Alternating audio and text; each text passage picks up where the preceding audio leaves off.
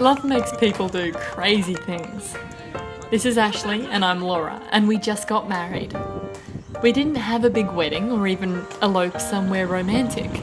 Instead, we decided to test our relationship by travelling to some of the highest peaks in the world on a tandem bicycle.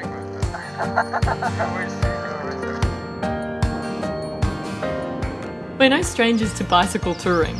2 years ago, we cycled from England to Australia over 25,000 kilometres and 28 different countries. But India has always been on our bucket list. We devised a route which would take us from Amritsar near the Pakistan border, through Manali and then to Leh in Ladakh. The road included 5 major passes, 2 of them more than 5,000 metres above sea level. So we flew in, put the bike together and hit the road.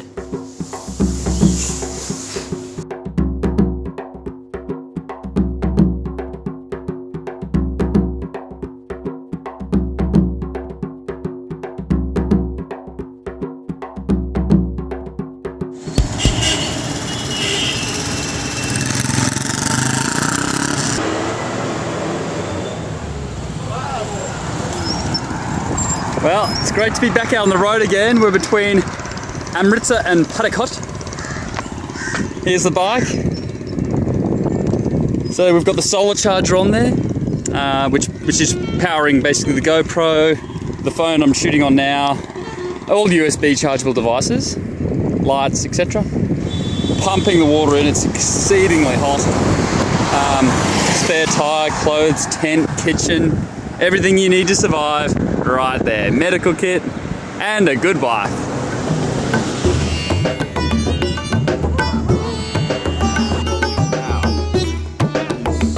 Super sweet.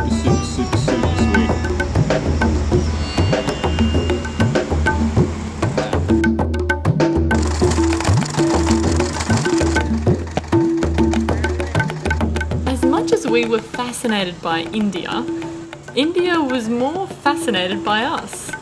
We couldn't stop for a minute without being asked for photos or snaps, as they called it.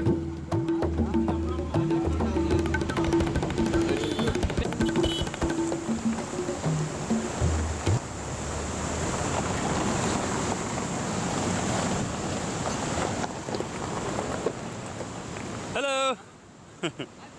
Hello, my friend. How are you? More pictures? Yes. Lots of snaps?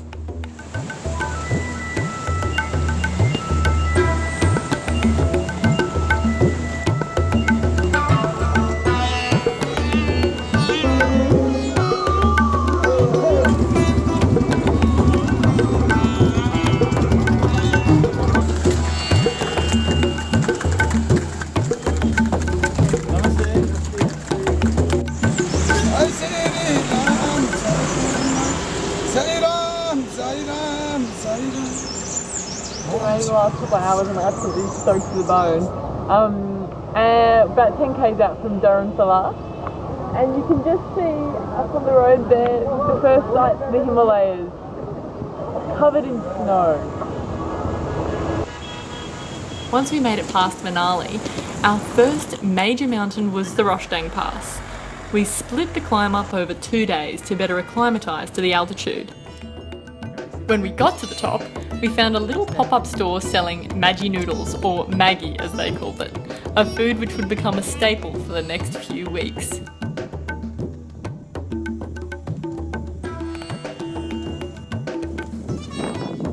We made it to the top of the Roshtang Pass. We're at 3,940 metres above sea level. That's the highest we've ever been, but it's the smallest pass between Manali and Leh.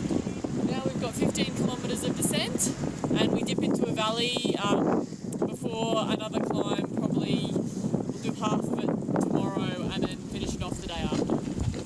It didn't take us long to realise, the higher we were, the worse the roads.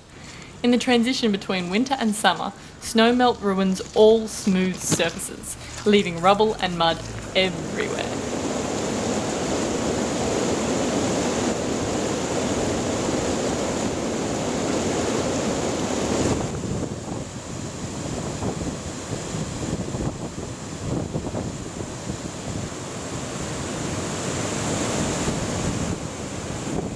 Just before we reached our second big pass, Baralachala, Ash took a turn for the worse. So, yesterday was incredibly hard, a lot of water crossings.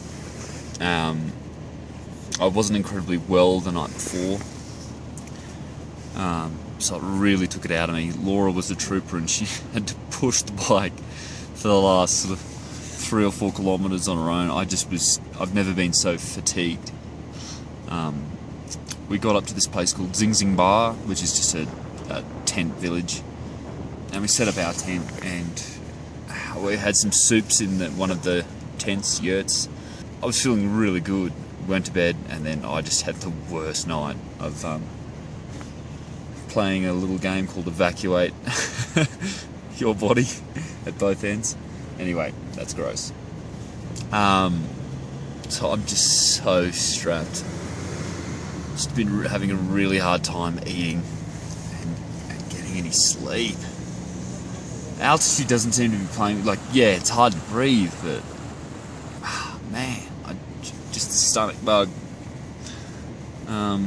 is really, really toying with me. So we're thinking we might need to get a truck up to Barachala, the top, and then we can just coast down.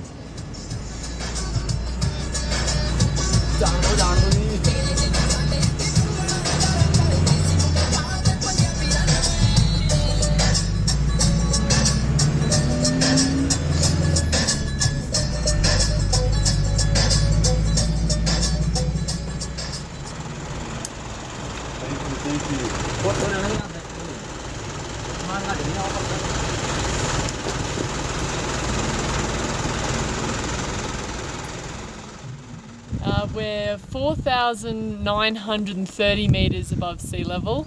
Ash hasn't been feeling too well the last couple of days and he's just too weak to make the last 10k, so we took a truck. Bit of blue sky today, it was pretty overcast yesterday, and really the only signs of altitude we're feeling at the moment is our faces are really tingly. It's a weird tingly sensation. Besides that, we're very, very happy to be here. Pretty tired from And it's hard last to night. breathe. Yeah, well, climbing it's very hard to breathe.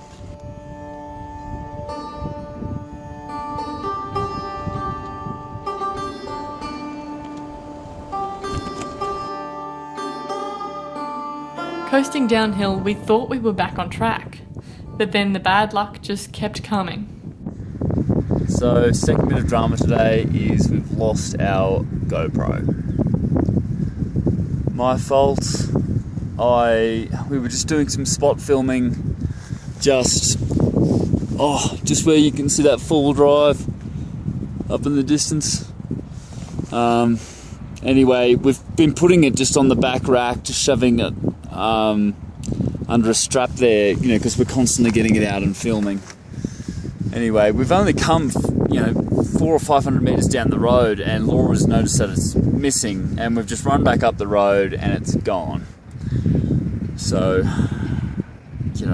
someone's obviously seen it, picked it up, and got taken off. Anyway, I've been searching the road. Laura has jumped back in the truck and is heading back to the town that we had just come from, or tent city, and to see if she can try her luck with some of the truck drivers there, and then she's going to get a truck back to me now, so there's nothing I can really do but sit tight. I'm just so frustrated. It had a lot of good footage on it, but it's, I suppose, in the broad scheme of things, it's no big deal. It was probably around this point where we really could have lost it. Got angry with each other, packed up the bike, stuck out our thumbs for a truck and hitchhiked all the way to Leh.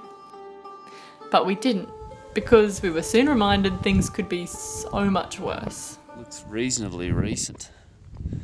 An absolute wreck. Like you can see someone's shoe here. Good grief.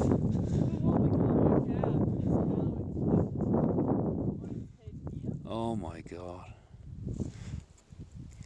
Yeah. Look, the airbags are all deployed. Look at that, that's just from people rushing. Like, they do drive really crazy here. But, you know, look, this is the reality of it. This is what happens. It's just crazy. And to think he could have kept on rolling further down as well.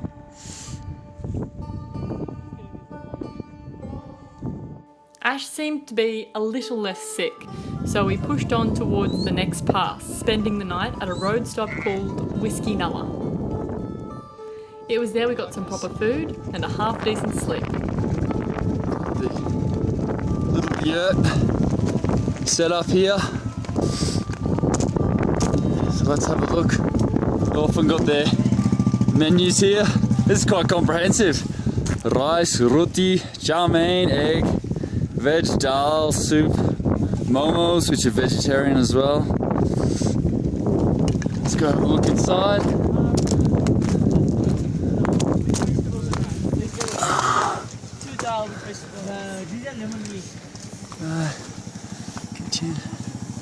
Hello. Chow mein will take a while. Momos? No. So we're having dal. Okay. Is that okay? Yeah. No Momo? No.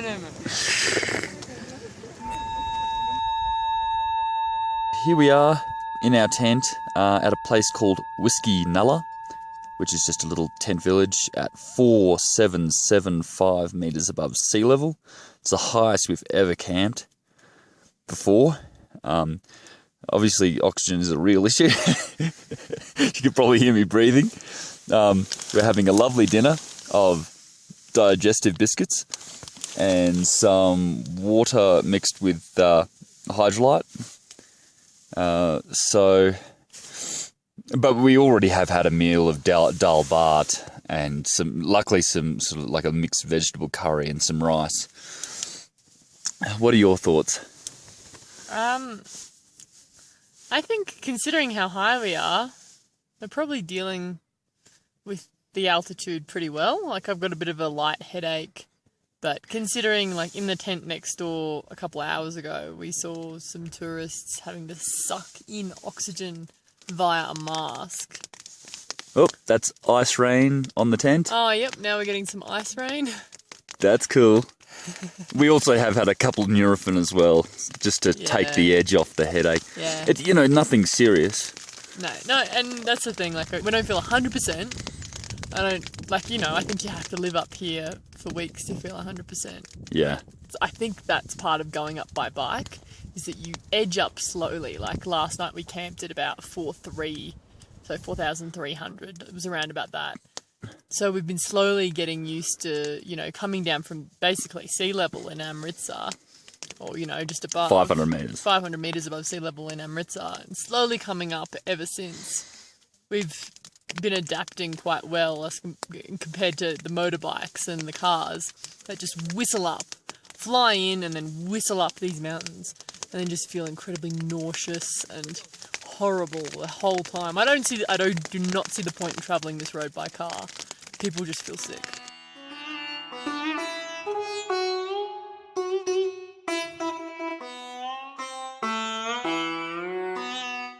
In the morning, Lachalang La was waiting for us, and we met her with wheels spinning. Well, we reached Lachalang La. It's an altitude of 5,072 metres. It's the highest we've ever been, or 16,616 feet. Now we've just got a nice downhill to a little town, or probably just another tent city, I don't know, called Pang. So it's good to be going downhill again.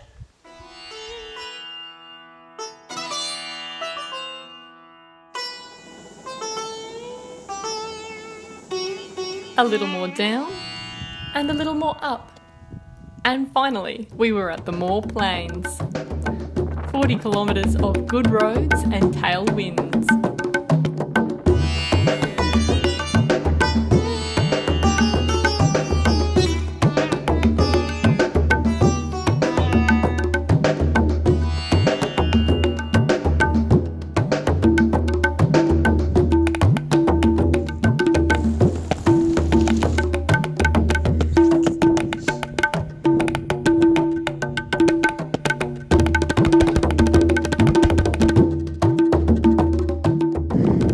is a little dhaba that we're just going to set up aside. We can get food.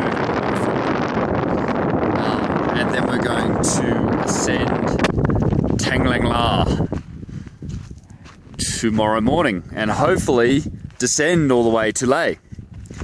Laura's in the tent, pumping up the mats. Typical luxury ensuite bathroom.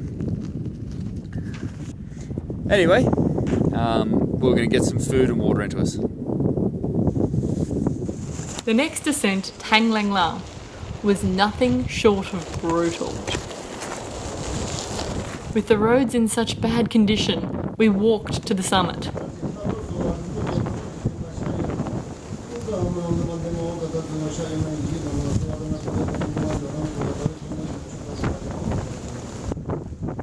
But some good food and a warm bed for the night was within reach now. The road to Leh was all downhill.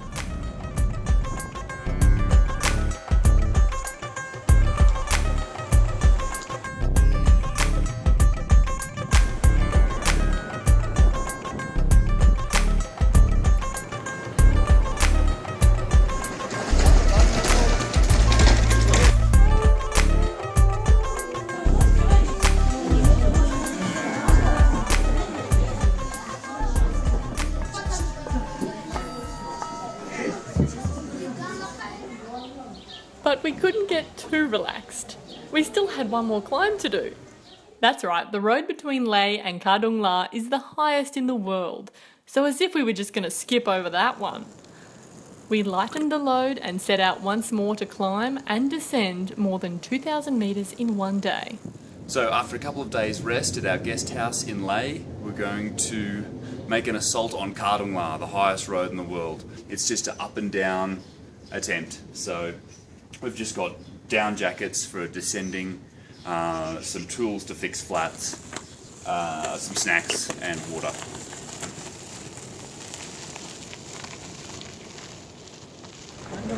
Here we are on Kardung La. It's our bike. Everyone's getting their little snaps. We're very happy to be here. It was really good getting to the top, wasn't it? It was very good. Everyone cheered for us. Yeah. And we finally made it. I think we're the resident weirdos on the mountain. Yes, cycle 5 minutes. Huh? Hey, he wants to ride it.